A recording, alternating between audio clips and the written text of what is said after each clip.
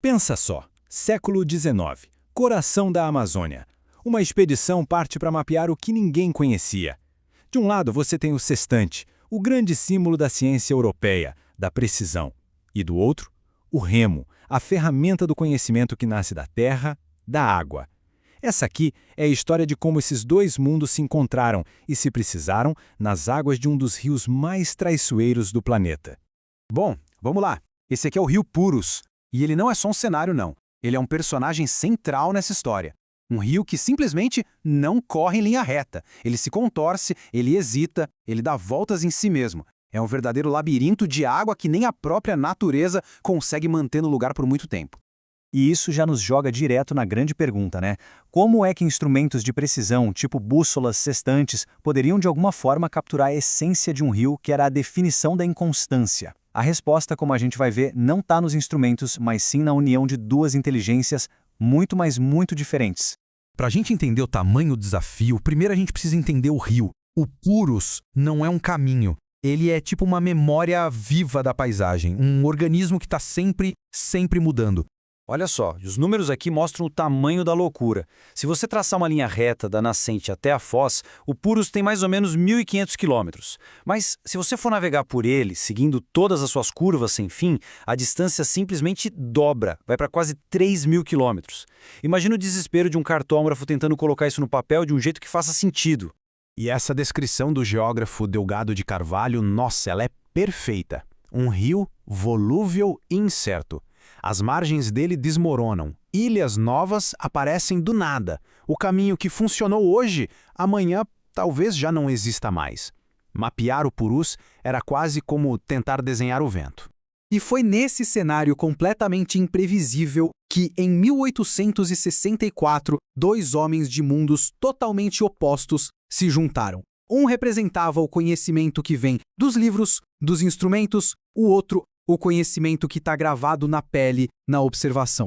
De um lado, a gente tem o geógrafo inglês William Chandless, cheio de mapas, barômetros e com todo o prestígio da Royal Geographical Society de Londres nas costas. Do outro, Manuel Urbano da Encarnação, um prático, um guia negro amazônico que não precisava carregar mapa, porque ele carregava o rio inteiro dentro da cabeça. O contraste entre os dois era gritante. Chandless vinha de uma vida de privilégios, de educação formal na Europa. Já o Manuel Urbano, descendente do povo Mura, era um homem da terra. A sabedoria dele vinha da experiência, do dia a dia, da convivência com a floresta e com as águas. A expedição até tinha apoio oficial, mas a desconexão entre a burocracia e a realidade da floresta era quase cômica. Para ter uma ideia, o presidente da província do Amazonas errou o nome do famoso explorador inglês e anunciou ele como George Sandless. É um errinho bobo, mas que mostra o quão distante o poder estava da complexidade real da missão. Só que aí, quando eles finalmente entram no rio, bom, aí o jogo vira completamente. A hierarquia do conhecimento se inverte. Os instrumentos científicos, muitas vezes, se mostravam inúteis perto da sabedoria prática de Urbano.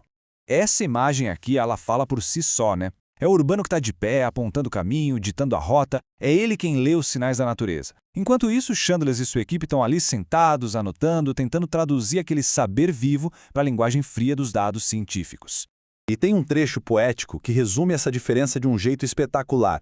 Diz que o Chandless, coitado, olhava o sol, olhava o relógio, olhava o papel e se perdia. Já o Manuel, ele olhava para o céu de relance com o canto do olho e já sabia.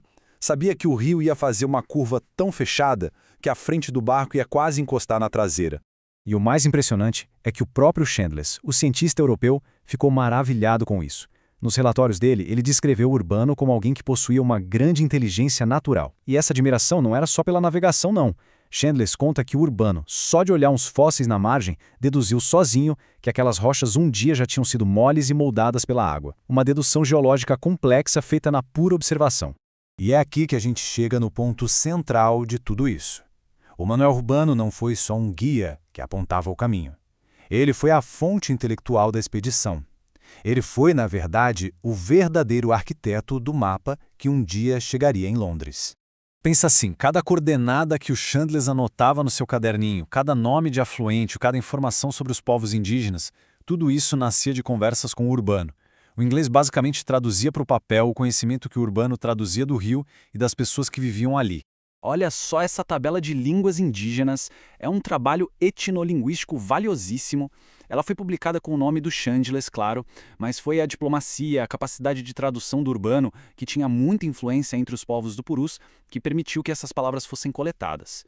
E se ainda resta alguma dúvida sobre isso, o próprio Chandless resolve a questão. No relatório oficial dele para a Royal Geographical Society em Londres, ele escreveu com todas as letras que a maior parte das informações, principalmente sobre os povos indígenas, foi coletada de Manuel Urbano. É um reconhecimento explícito da fonte. E a genialidade do Urbano ia muito além. A expedição estava procurando uma passagem pelos rios entre o Purus e o Madeira. Quando eles estavam explorando um afluente, o Mucuim, o Urbano percebeu que a ligação pela água simplesmente não existia. Mas ele não parou aí. Ele propôs a solução, um varadouro, um caminho por terra para carregar as canoas e conectar os dois rios. Era um pensamento estratégico, logístico, brilhante. E no final das contas, qual foi o legado dessa parceria tão improvável? Como é que ela moldou a história e a memória da Amazônia? Bom, no fim, esses dois nomes, de mundos tão distantes, passaram a correr juntos no próprio mapa. Em 1868, Chandless apresentou os mapas e todos os dados em Londres. E o trabalho foi tão preciso, mas tão preciso, que 40 anos depois, em 1905, o grande escritor brasileiro Euclides da Cunha, que estava perdido no Purus depois de um naufrágio, usou justamente as coordenadas do Chandless para se achar.